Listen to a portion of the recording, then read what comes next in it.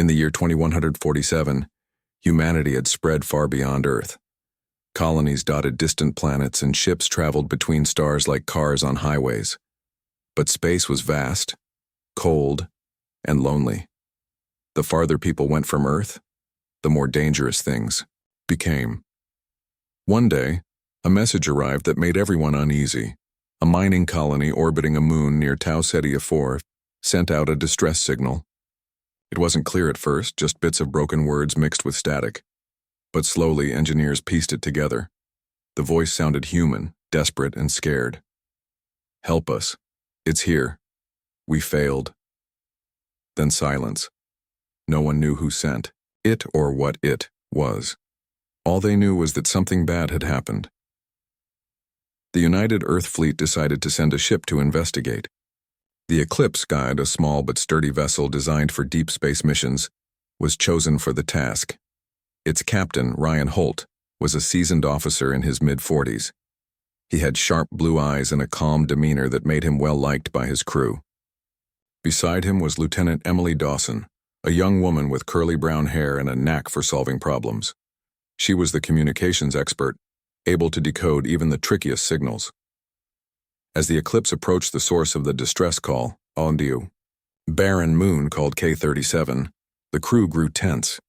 K-37 was nothing special. It was rocky, icy, and lifeless. There were no signs of civilization, just endless gray landscapes stretching as far as the eye could see. Still, something about the place felt wrong. Maybe it was the way the shadows moved across the surface, or maybe it was the strange energy readings coming from below. Holt stood on the bridge, staring at the monitor showing K-37. His jaw tightened as he thought about what might be waiting for them down there. "This doesn't feel right," he muttered to himself. Emily, sitting nearby, glanced up from her console. Her fingers danced over the keys as she tried to clean up the garbled transmission. "What do you mean, sir?" she asked softly. He shook his head. "I don't know. Just a gut feeling." Emily nodded but didn't say anything. She focused on her work, trying to pull more information from the faint signal. After several minutes, she leaned back in her chair, her face pale. "Captain," she said, her voice trembling slightly, "you need to hear this." Holt walked over and listened as Emily played the clearest version of the message they'd managed to reconstruct. A man's voice came through, shaky and strained. "Help us, and please, it's here. We failed. It's too late." Then the transmission cut off abruptly, replaced by crackling static. The room fell silent. Everyone exchanged worried glances. Whatever it was, it clearly wasn't good. Holt exhaled slowly and turned to Emily. "Any idea where it's coming from?" She pointed to a blinking dot on her screen. "It's originating from somewhere near the equator of the moon, probably underground based on the interference patterns." "Underground?" Holt frowned. "That complicates things." "Yes, sir," Emily agreed. "But if we want answers, we'll have to go down there." Holt nodded. "All right. Prep a landing party. We're going in." The landing party consisted of 4 people: Holt, Emily, Sam Carter, and Karen Lewis. Sam was the ship's engineer, a stocky man with grease-stained hands and a perpetual grin. Karen, on the other hand, was all business. As the security officer, she carried a heavy-duty rifle slung over her shoulder and kept a wary eye on everything around her. They stepped out of the shuttle onto K-37's frozen surface. The air was thin and unbreathable, so they wore pressurized suits with helmets that muffled their voices. Frost crunched under their boots as they trudged toward the area marked on Emily's map. The sky above was dark, dotted with unfamiliar stars. "This place gives me the creeps," Sam muttered, adjusting the strap of his toolkit. "You and me both," Karen replied, scanning the horizon with her rifle ready. After 20 minutes of walking, they reached the spot. At first glance, there didn't seem to be anything unusual, just rocks and ice. But then Emily spotted something half buried in the ground. "Over here," she called, waving the others over. They gathered around to see what looked like the remains of an old probe. Its metal shell was dented and scorched as though it had been through some kind of explosion. Strange symbols covered its surface, glowing faintly in shades of green and blue. "What is that?" Holt asked, crouching down to get a closer look. "No idea," Sam answered, pulling out a scanner. "But whatever it is, it's not natural." Karen kept her rifle trained on the probe while Sam examined it. "These markings, they're not from any language I've seen before." Emily knelt beside him, her gloved hand hovering over the glowing symbols. "Could it be alien?" "Maybe," Sam said thoughtfully. "Or maybe it's something else entirely." Before anyone could respond, Emily's handheld device beeped loudly. She grabbed it and stared at the screen. "There's another signal," she announced. "Stronger this time, and it's close." "Lead the way," Holt ordered. Following the signal, they trekked deeper into the icy wilderness until they stumbled upon a massive cavern entrance partially hidden by jagged ice formations. Inside, the temperature dropped even further and the air felt heavier somehow. Their helmet lights revealed rows of cylindrical pods lining the walls. Each pod contained a humanoid figure suspended in a gel-like substance. "These aren't survivors," Karen whispered, raising her weapon. "They're soldiers." Holt stepped forward, his heart pounding. Something about this place felt wrong. Dangerous. But they couldn't leave without finding out what these pods meant. Little did they know, their discovery would change everything. The cavern was vast, stretching farther than their helmet lights could reach. The rows of pods seemed endless, each one containing a figure frozen in time. They were humanoid, but not entirely human. Their bodies looked stronger, more muscular, and their faces, though peaceful in stasis, had an unsettling sharpness to them. It was as if they had been designed for something specific, something dangerous. Captain Ryan Holt moved closer to one of the pods, his breath fogging up the inside of his helmet. "What are these things?" he murmured half to himself. Lieutenant Emily Dawson stood beside him, her eyes wide with awe and fear. She scanned the pod with her handheld device, trying to gather data. "They're alive," she said finally, "in some kind of suspended animation. I've never seen technology like this before." Sam Carter, the engineer, leaned in to examine another pod. His gloved fingers traced the glowing symbols etched into its surface. "This isn't Earth tech," he muttered. "But it's not alien either. It's something in between." Karen Lewis, the security officer, kept her rifle raised, scanning the shadows nervously. "We need to get out of here," she said sharply. "This feels like a trap." Holt hesitated. He knew Karen was right. They were in unfamiliar territory, surrounded by unknown dangers. But at the same time, they couldn't just leave. Whatever these pods contained might hold the key to understanding the distress signal. And if there really was a threat out there, humanity needed to know about it. "Let's take samples," Holt decided. "Emily, see if you can extract any information from these pods. Sam, check for power sources or control panels. Karen, keep your eyes peeled." The team got to work. Emily focused on decoding the glowing symbols while Sam searched for anything that resembled a control system. Karen stayed alert, her weapon ready for anything. For several minutes, the only sounds were the hum of their equipment and the faint echo of their footsteps against the icy walls. Then, without warning, the lights flickered. The glow from the pods dimmed slightly, casting eerie shadows across the cavern.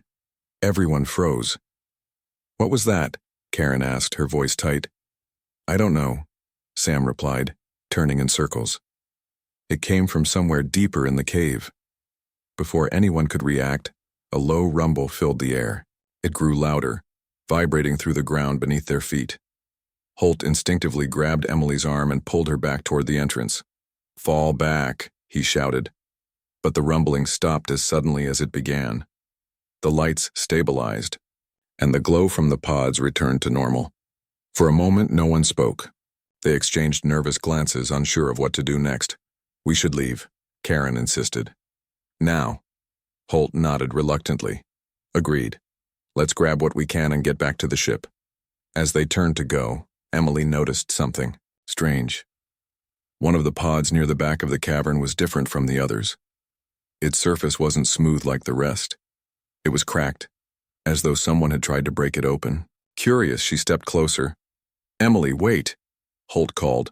but she ignored him. When she reached the damaged pod, she saw movement inside. At first, she thought it was just her imagination, a trick of the light. But then she realized the figure inside was shifting ever so slightly. Her heart skipped a beat. "Captain," she whispered, pointing at the pod. Holt hurried over, followed by Sam and Karen. Together they stared at the figure. It was definitely stirring now, its hands twitching, as though trying to push through the gel. Then, with a sudden burst of energy, the pod's surface shattered outward, sending shards of glass-like material scattering across the floor. A man stumbled out, gasping for air. He was tall and broad-shouldered, with short, dark hair and piercing, gray eyes. His skin was pale, almost translucent, and his movements were stiff, as though he hadn't used his body in years. He blinked rapidly, adjusting to the light, and looked around at the group. Who are you?" Holt demanded, stepping forward cautiously. The man didn't answer immediately. Instead, he took a deep, shuddering breath and straightened up. When he finally spoke, his voice was calm but carried an edge of authority. "My name is Daniel," he said. "I am a protector." "A protector?" Emily repeated, frowning.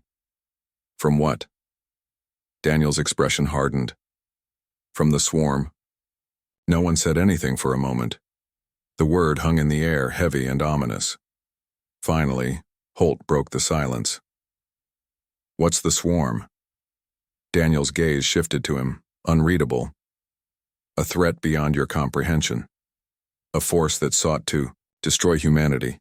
We were created to stop it." "Created?" Sam asked, his brow furrowing. "You mean engineered?" "Yes," Daniel replied simply. "We are superior in every way. Stronger, faster, smarter. Humanity's last hope." Karen tightened her grip on her rifle. "And why should we believe you?" Daniel tilted his head, studying her. "You don't have to believe me, but you must understand this. The swarm is still out there, and if it finds you, you will not survive." The group exchanged uneasy glances. Holt cleared his throat. "All right, let's get you back to the ship. You can explain more there." Daniel nodded but made no move to follow them. Instead, he glanced back at the rows of pods. "There are others," he said quietly. "More like me. They must be awakened." "No," Holt said firmly. "Absolutely not. We're not waking anyone else until we know more." Daniel's jaw clenched, but he didn't argue. With visible reluctance, he allowed himself to be led out of the cavern and back to the shuttle. As they walked, Emily couldn't shake the feeling that they'd made a mistake bringing him aboard. There was something about Daniel, something cold and calculating, that didn't sit right with her. Back on the Eclipse, Holt ordered Daniel confined to a secure room while they decided what to do next. Despite his claims of being a protector, no one trusted him completely. Holt assigned Karen to guard him, while Emily and Sam worked on analyzing the data they'd collected from the pods. Hours passed, and the mood on the ship grew increasingly tense. Daniel remained calm throughout, answering questions when asked but offering little beyond vague warnings about the swarm. Meanwhile, Emily pored over the readings from the pods, trying to piece together their purpose. What she found disturbed her. "These pods aren't just life support systems," she told Holt during a briefing. "They're designed to enhance the subjects inside, to make them better." "Better how?" Holt asked. "Stronger muscles, faster reflexes, heightened intelligence." "Everything Daniel said about being superior checks out," Sam chimed in, holding up a fragment of the pod's casing. "And look at this. These materials? They're advanced, way beyond anything we've got. Whoever built these things had access to technology we can only dream of." Holt rubbed his temples, feeling the weight of the situation pressing down on him. "So what you're saying is, these soldiers weren't just created to fight. They were created to dominate?" "Exactly," Emily confirmed. "And that's not all. Some of the data suggests these pods have been here for centuries, maybe even longer." The implications were staggering. If Daniel and his kind were relics of a forgotten age, what did that mean for humanity? Were they saviors, or something far worse? While the crew grappled with these questions, Daniel remained eerily composed. He sat cross-legged on the floor of his cell, seemingly unconcerned by his captivity. Occasionally, he would glance at Karen, who stood watch outside the door, and smile faintly. It was a smile that sent chills down her spine. "You don't trust me," Daniel said one evening, breaking the silence. Karen crossed her arms. "Should I?" He shrugged. "Your caution is understandable, but know this. I am not your enemy. Not yet, anyway." "Not yet," she echoed, narrowing her eyes. "The swarm is coming," Daniel replied. "When it arrives, you will wish you had trusted me sooner." Karen didn't respond. She simply tightened her grip on her rifle and reminded herself to stay vigilant. Something told her Daniel wasn't bluffing, and that worried her more than she cared to admit. The tension aboard the Eclipse was thick enough to cut with a knife. Everyone felt it, the unease, the uncertainty, the creeping sense that they were sitting on a powder keg ready to explode. Daniel's presence weighed heavily on the crew, even though he remained confined to his cell. His calm demeanor only made things worse. It was as if he knew something they didn't, and that knowledge gave him power. Captain Ryan Holt called another meeting in the ship's small conference room. The table was cluttered with notes, data pads, and pieces of alien tech salvaged from the pods. Emily Dawson sat at one end, her face pale from lack of sleep. Sam Carter leaned against the wall, arms crossed, while Karen Lewis stood near the door, her rifle slung over her shoulder but within easy reach. "All right," Holt began, rubbing his temples. "Let's go over what we know so far." Emily cleared her throat and spoke first. "The pods are advanced life support systems designed to enhance human physiology. They've been dormant for centuries, maybe longer. Whoever built them had technology far beyond anything we've seen." Sam nodded. "And those soldiers? They're not just enhanced humans. They're weapons. Built to fight. Built to kill. No limits. No mercy." Holt frowned. "Which brings us back to Daniel. He claims he's here to protect us from something called the swarm, but we still don't know if he's telling the truth." Karen chimed in, her voice sharp. "I don't trust him. He's too calm, too calculating, like he's waiting for something." "Waiting for what?" Emily asked, her brow furrowing.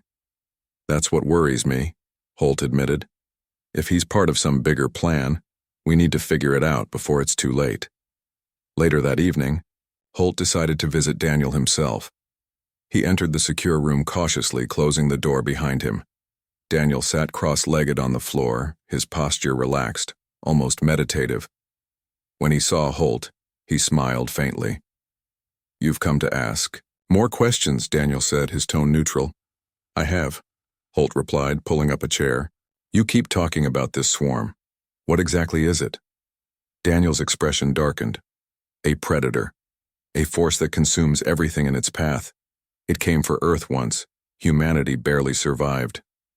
"But you stopped it," Holt pressed. "That's what you're saying, right?" "We did," Daniel confirmed, "at great cost." "And now you're here to finish the job?" Daniel hesitated, then shook his head. "Not exactly. The swarm hasn't returned, not yet. But when it does, humanity will be unprepared. Weak. Fragile." Holt leaned forward, studying Daniel's face. "You said earlier that you weren't our enemy." "Not yet, anyway. What did you mean by that?" Daniel met his gaze steadily. "I meant exactly what I said. If humanity proves itself unworthy, if it cannot adapt or defend itself, then yes, I may become your enemy. My purpose is to ensure survival, Captain, by any means necessary." The words sent a chill down Holt's spine. He wanted to argue, to demand answers, but deep down, he knew Daniel wasn't lying. There was a cold logic to his words, a ruthless efficiency that left no room for doubt. Before Holt could respond, an alarm blared throughout the ship. Red lights flashed, and the intercom crackled to life. "Captain, we've got a problem." Emily's voice shouted urgently. Holt jumped to his feet. "What is it?" "It's the pods," she replied. "They're activating." Back in the cavern on K-37, The remaining pods glowed brighter than ever before. Their surfaces shimmered, and the gel inside began to bubble. One by one, cracks formed along their exterals, and figures stirred within. The process was slow but deliberate, as though the pods themselves were waking their occupants. On the eclipse, and the crew scrambled to understand what was happening. Emily worked frantically at her console trying to track the energy spikes coming from the moon's surface. "It's Daniel," she said finally. "He must have triggered something when he woke up." "How?" Holt demanded. "We've kept him locked up this whole time." "He doesn't need physical access," Sam explained grimly. "He's connected to those pods somehow. Mentally, maybe, or through some kind of signal we can't detect." Karen tightened her grip on her rifle. "So what do we do? Stop them?" Holt hesitated. Stopping the activation process would require going back to the cavern and facing whatever was emerging from the pods. But leaving them unchecked was even riskier. If Daniel's warnings about the swarm were true, unleashing these soldiers could mean disaster for humanity. "We go back," Holt decided, "but this time, we're prepared." The landing party returned to K-37 under cover of darkness. The cavern was eerily quiet, except for the soft hum of the pods. As they approached, they saw that several had already opened, their occupants stepping out into the icy air. These new arrivals moved with unnatural grace, their eyes scanning the surroundings with predatory focus. "They're awake," Karen whispered, raising her weapon. "Stay sharp," Holt ordered. "We need to disable the pods before the rest wake up." Emily worked quickly, setting up a portable EMP device near the central control panel. Sam assisted her, rerouting power lines to amplify the pulse. Meanwhile, Holt and Karen kept watch, their weapons trained on the newly awakened soldiers. One of the figures, a woman with short blonde hair and piercing blue eyes, stepped forward. Her movements were fluid, almost hypnotic. "You should not interfere," she said, her voice calm but commanding. "We can't let you do this," Holt replied, his voice steady despite the fear clawing at his chest.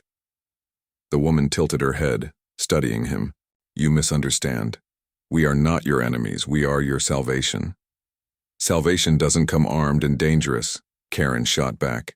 The woman smiled faintly. "Perhaps, but neither does survival." Before anyone could react, the ground trembled violently. The remaining pods began to glow brighter, their occupants breaking free all at once. Dozens of soldiers emerged, surrounding the team. Each one radiated strength and purpose, their gazes locked onto the intruders. "EMP ready," Emily shouted. "Fire it," Holt yelled.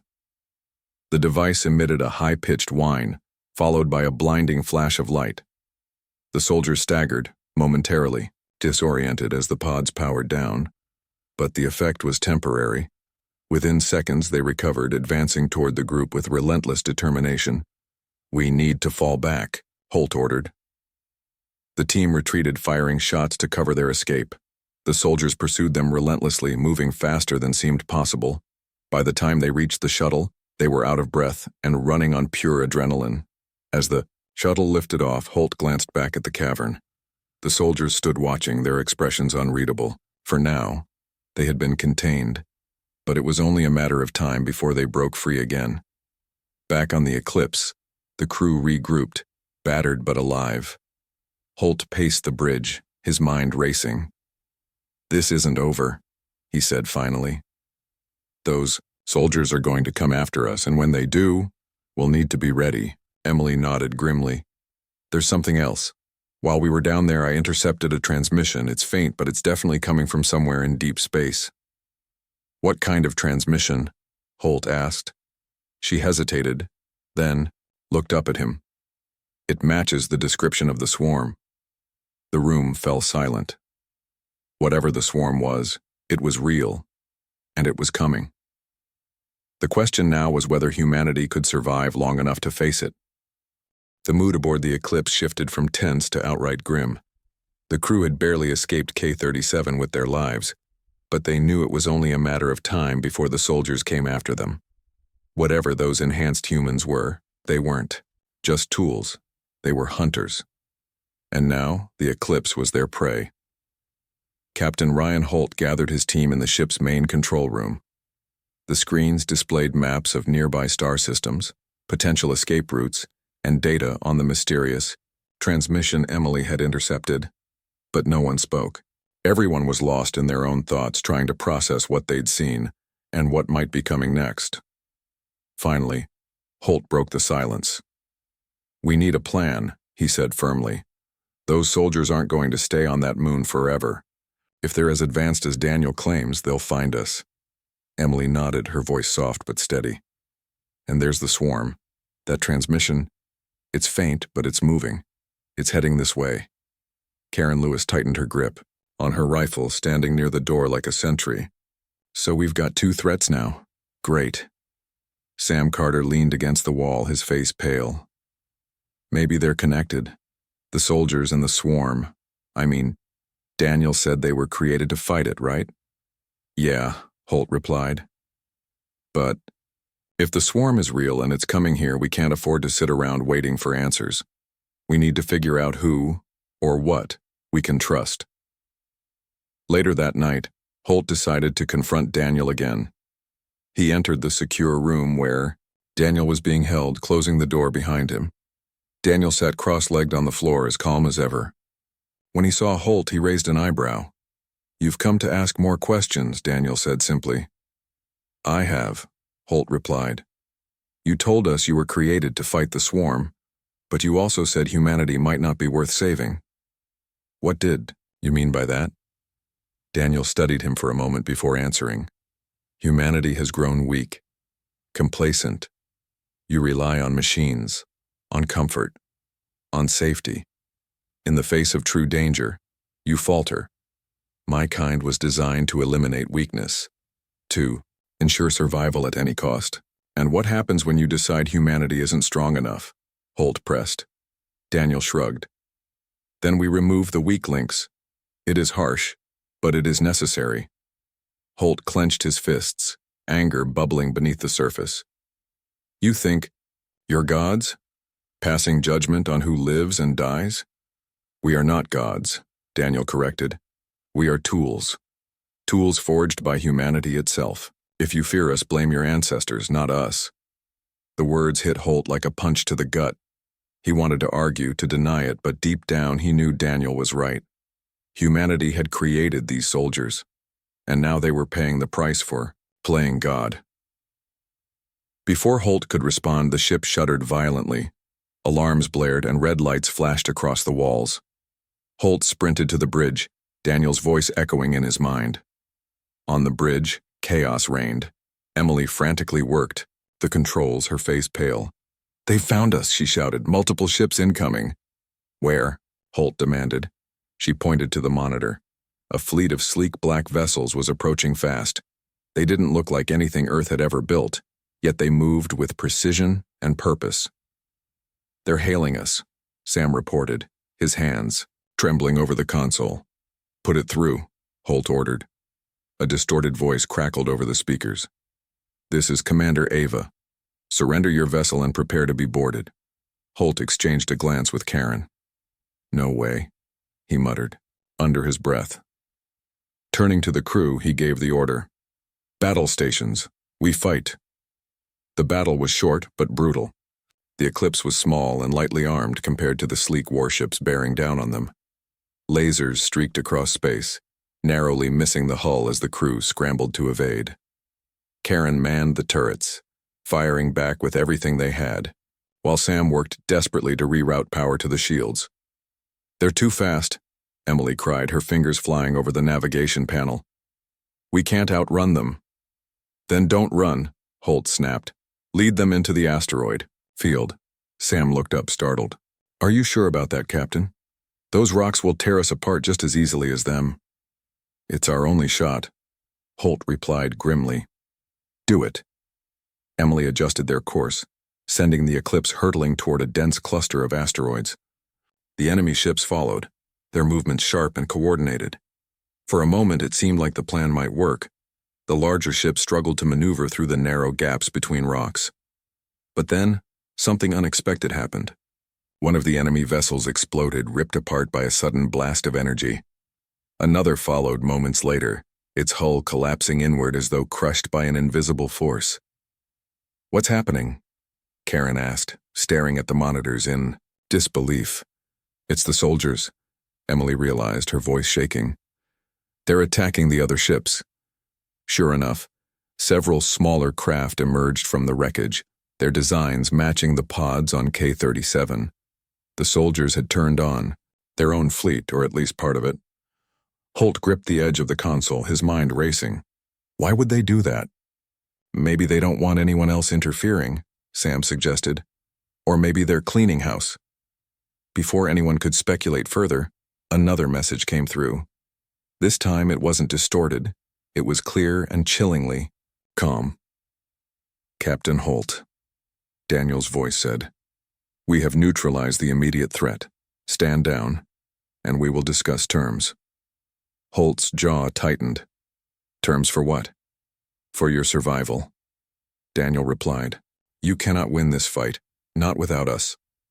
After a tense standoff, Holt reluctantly agreed to meet with Daniel. The soldiers docked their ships with the Eclipse, and a group of them boarded, led by Daniel himself.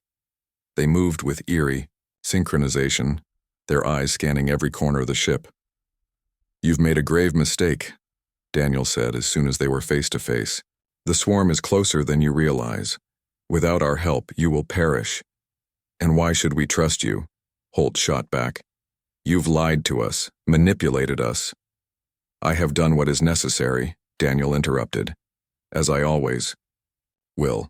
Trust me or not, the choice is yours, but know this. The swarm does not negotiate, it consumes. And when it arrives, you will wish you had accepted my offer." Holt hesitated. He wanted to refuse, to fight back, but he couldn't ignore the truth in Daniel's words. The swarm was real, and it was coming. If humanity stood any chance, they needed allies, even if those allies were monsters of their own making. "What do you want from us?" Holt asked finally. Daniel smiled faintly. "Your cooperation, your obedience. In return, we will protect you, from the swarm, and from yourselves." The words hung in the air, heavy and foreboding. The crew exchanged uneasy glances, unsure of what to say. Finally, Holt nodded slowly. "All right," he said. "We'll work with you. For now."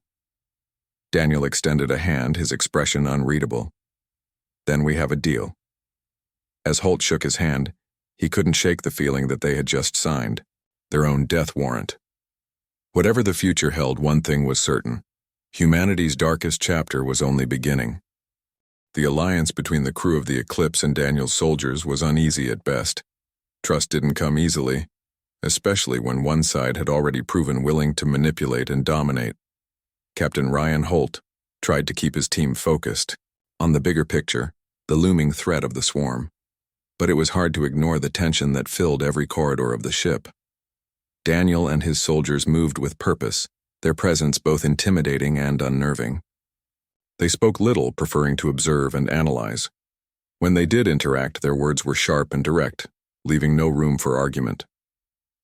Holt couldn't help but feel like they were being studied, not as equals but as subjects in some grand experiment. Emily Dawson spent most of her time monitoring the swarm's transmission. The signal grew stronger with each passing day, its source closing in on their position. She worked tirelessly, trying to decode more information, but the data remained fragmented and cryptic. All she knew for sure was that whatever the swarm was, it was vast, and it was fast. "They're moving faster than anything we've seen," Emily told Holt during one of their briefings. "If this keeps up, they'll reach us in less than a week." Holt nodded grimly. "Do we know where they're coming from?" "Not exactly," Emily admitted, "but based on their trajectory, it looks like they're heading straight for Earth." The implications were devastating. If the swarm reached Earth, billions would die. Humanity's homeworld had grown soft over the centuries, relying on technology and complacency instead of resilience and strength. Against an enemy like the swarm, Earth wouldn't stand a chance. "We need to warn them," Holt said firmly. "Send a message to Earth Command. Tell them everything. About the swarm. About Daniel and his soldiers. They need to prepare. Emily hesitated. And what if they don't believe us? We're talking about alien threats and genetically engineered superhumans. They might think we've gone crazy. Then we make them believe, Holt replied. We send proof, data, recordings, anything we can gather. But we do it now. Meanwhile, Karen Lewis kept a close eye on the soldiers. She didn't trust them, and she wasn't shy about showing it. Her rifle was always within arm's reach, and her gaze never lingered too long on any one soldier. They noticed, of course, they noticed everything, but they didn't challenge her. Not yet. One evening, Karen found herself face to face with Ava, the blonde-haired woman who had confronted them back on K-37. Ava stood near the observation deck, staring out at the endless void of space. Her expression was unreadable, but there was something about her posture that made Karen uneasy. What do you want? Karen asked, her hand resting on her weapon. Ava turned slowly, her piercing blue eyes locking onto Karen's. I want nothing, she said calmly, but I will tell you this. Fear is useless. It weakens you. You should focus on surviving instead of wasting energy on suspicion. Karen bristled. You don't get to lecture me. You attacked us. You lied to us. And yet here we are, Ava countered. Working together, because survival requires cooperation even with those you dislike. Before Karen could respond, the ship shuddered violently. Alarms blared and red lights flashed across the walls. Both women sprinted toward the bridge, their differences temporarily forgotten. On the bridge, chaos erupted as the crew scrambled to understand what was happening. The swarm's transmission had suddenly spiked, overwhelming their sensors. On the main screen, a massive shape appeared, a swirling mass of black tendrils and glowing red lights. It stretched across the stars, consuming everything in its path.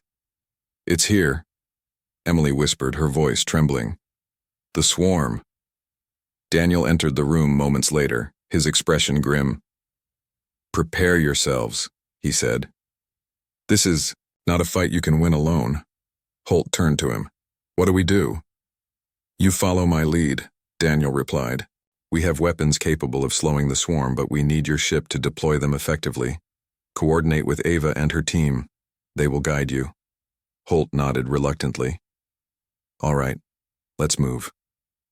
The battle began almost immediately. The swarm surged forward, its tendrils lashing out like living whips. Each strike sent shockwaves through space, threatening to tear the Eclipse apart.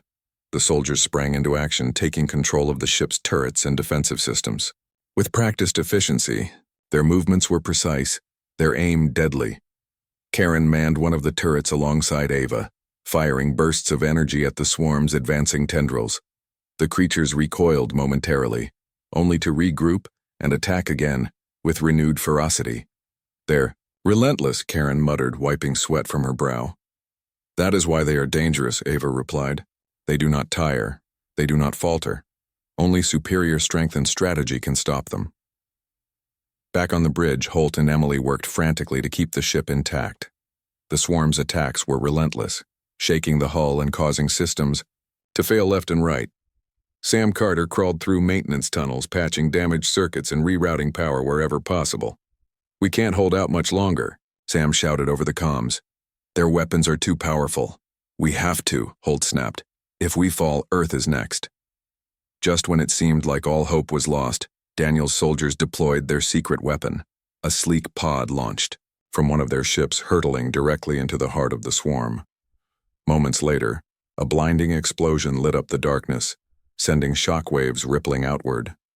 The swarm recoiled, its mass contracting as though wounded. For the first time since the battle began, the attack slowed. It worked, Emily exclaimed, her voice tinged with disbelief. Whatever that was, it hurt them. But it won't stop them, Daniel said, stepping onto the bridge. His expression was cold, calculating. This was only a delay. The swarm will recover, and when it does, it will be stronger. Holt clenched his fists. So what do we do now? Daniel met his gaze steadily. Now we prepare for the final stand. Earth must be ready. and humanity must prove itself worthy of survival. As the Eclipse limped away from the battlefield, the crew struggled to process what had happened. They had survived for now, but the cost had been immense. The ship was battered, its systems barely functional. Worse still, the knowledge that the swarm was still out there weighed heavily on everyone. Holt called another meeting in the control room. The mood was somber, the air thick with exhaustion and dread. "We warned Earth," Emily said softly, "but I don't know if it'll be enough.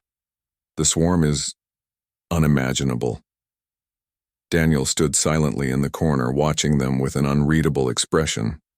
Finally, he spoke. "Humanity has two choices: adapt or perish. There is no middle ground." Holt looked around the room at his crew. They were tired, scared, and beaten, but they weren't broken. Not yet. "We'll adapt," he said firmly. "We don't have a choice." Daniel nodded slightly as though satisfied. "Good. Then perhaps there is hope after all." But as Holt watched the soldiers file out of the room, he couldn't shake the feeling that their newfound alliance came at a price, one they hadn't fully realized yet. The Eclipse limped toward Earth, its battered hull groaning with every jump through hyperspace. The crew was exhausted, their nerves frayed from the battle with the swarm and the uneasy alliance with Daniel's soldiers.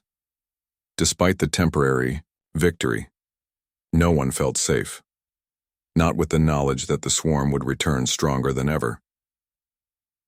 Captain Ryan Holt sat in the command chair on the bridge, staring at the vast emptiness of space outside the viewport. His mind raced with questions he couldn't answer. Would Earth believe their warnings? Could humanity unite in time to face such a monstrous threat? And most importantly, could they trust Daniel and his kind, or were they simply trading one enemy for another? Emily Dawson walked onto the bridge, her face pale but determined. She held a datapad in her hands, filled with everything they had gathered about the swarm and the soldiers. "Earth Command has acknowledged our message," she said quietly. "They're mobilizing defenses, but I don't think it'll be enough." Holt nodded grimly. "Do what you can to help them prepare. Send everything we've got, every recording, every piece of intel." "I already have," Emily replied. "But Captain, there's something else." She hesitated, glancing over her shoulder as if afraid someone might overhear. "Daniel's been accessing the ship's systems. He's looking for something important." "What do you mean?" Holt asked, frowning. "He won't say, but I think it's connected to why the swarm exists in the first place. Whatever these soldiers were created to fight, it's bigger than just an alien invasion." Holt's jaw tightened. "Keep monitoring him. If he tries anything—" "I will," Emily promised. "But I don't think we should confront him yet. Not until we know more." Later that evening, Holt decided to speak with Daniel directly. He entered the secure room where Daniel had set up a makeshift workstation, surrounded by glowing screens displaying complex data streams. Daniel didn't look up as Holt approached, his fingers moving swiftly across a holographic interface. "You've been busy," Holt said, crossing his arms. Daniel glanced at him briefly, before returning his attention to the screens. "I am. Ensuring our success against the swarm. Time is not on our side." "Success?" Holt echoed. "You call destroying half our ship and nearly killing my crew success?" "The swarm does not negotiate," Daniel replied coldly. "It consumes. To defeat it requires sacrifices, ones you may not be willing to make." Holt stepped closer, his voice low and dangerous. "We've already sacrificed enough. Now tell me what you're really after." For the first time, Daniel paused, turning, to face Holt fully. His gray eyes bore into Holt's, unblinking. "Very well. The swarm is not merely an alien species. It is a force, a manifestation of entropy itself. It seeks to unravel order, to reduce all life to chaos. My kind was engineered to counteract that force, to restore balance." "Balance?" Holt repeated skeptically. "By wiping out entire civilizations?" "Only those who cannot adapt," Daniel said sharply. "Humanity's weakness is its refusal to evolve, its reliance on comfort, on stagnation, We are here to ensure that does not happen again. And what happens if humanity fails your test? Holt demanded. What then? Daniel's expression darkened. Then we remove the obstacle, as we were designed to do. The word sent a chill down Holt's spine. He realized now how dangerous this alliance truly was. These soldiers weren't allies, they were judges, executioners. And if humanity didn't prove itself worthy, they wouldn't hesitate to destroy it. Before Holt could respond, alarms blared throughout the ship. Red lights flashed, and the intercom crackled to life. Captain, we've got trouble. Karen, Lewis's voice shouted urgently. Holt sprinted to the bridge, Daniel close behind him. When they arrived, Emily was frantically working the controls, her face pale. It's the swarm, she said. They're back, and they're heading straight for us. On the main screen, the swirling mass of black tendrils reappeared, larger and more menacing than before. The tendrils lashed out, sending shockwaves rippling through space. The eclipse shook violently as the swarm closed in. We can't outrun them, Sam Carter yelled from his station. Their speed, it's incredible. Prepare for battle, Holt ordered. Everyone to their posts. The second engagement with the swarm was even more brutal than the first. Their weapons seemed almost useless against the creature's impenetrable mass. Each strike from the swarm threatened to tear the eclipse apart, and the crew fought desperately to keep the ship intact. Daniel and his soldiers took charge once again, coordinating attacks with ruthless efficiency. Ava led a team to reinforce the ship's shields, while others manned the turrets, firing non-stop at the encroaching tendrils. But despite their efforts, the swarm kept coming, relentless and unstoppable. Karen stood beside Ava, firing bursts of energy at the swarm's core. Her hands trembled from exhaustion, but she refused to give up. There's too many of them, she shouted. Ava didn't respond. Instead, she focused intently on the target, her movements precise and deliberate. Finally, she turned to Karen. We need to use the last pod. The last pod? Karen echoed. What are you talking about? A weapon, Ava explained. Powerful enough to destroy the swarm, but it will also destroy us. Karen stared at her, horrified. You want us to sacrifice ourselves? It is the only way, Ava replied, calmly. If we do not stop the swarm here, it will consume Earth and everything else. Before Karen could argue, Ava activated the pod remotely. A countdown appeared on the main screen. 10 minutes until detonation. Back on the bridge, Holt saw the countdown and immediately understood what it meant. He turned to Daniel, fury blazing in his eyes. You knew about this. You planned this all along. Daniel met his gaze steadily. Yes, this is the price of survival. Sometimes sacrifices must be made. No, Holt snapped. Not like this. There has to be another way. There isn't, Daniel replied. The swarm cannot be reasoned with. It cannot be contained, only destroyed. Holt clenched his fists, torn between anger and despair. Then he looked at his crew, Emily, Sam, Karen, all of whom had risked their lives to protect humanity. They deserved better than this. Get everyone to the escape pods, he ordered. Now!